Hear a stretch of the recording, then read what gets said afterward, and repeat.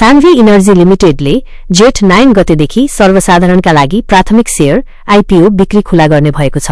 कम्पनीले प्रतिकिता 100 रुपैयाँको दरमा 24,15,30,000 रुपैयाँ बराबरको 24,15,300 किता शेयर निष्कासन गर्नेछ।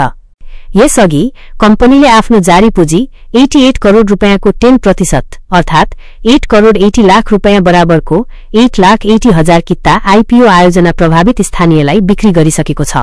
साथै वैदेशिक रोजगारीमा रहेका नेपालीहरूलाई पनि 2,91,000 किता आईपीओ बिक्री गरिसकेको छ।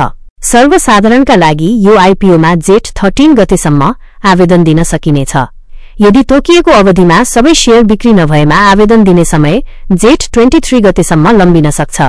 लगानीकर्ताहरूले न्यूनतम 10 कितादेखि अधिकतम 20,000 कितासम्मका लागि आवेदन दिन पाउनेछन्। सान्वी इनर्जीको आईपीओमा सी आश्वा प्राप्त बैंक तथा वित्तीय संस्था र मेरो शेयर मार्फत आवेदन दिन सकिनेछ। केयर रेटिंग्स नेपालले सान्वी इनर्जीलाई केयर NPBB+ इस्युअर रेटिङ प्रदान गरेको छ। यस रेटिङले कम्पनीको समयमै आफ्नो वित्तीय दायित्व पूरा गर्ने क्षमतामा औसत जोखिम रहेको देखाउँछ।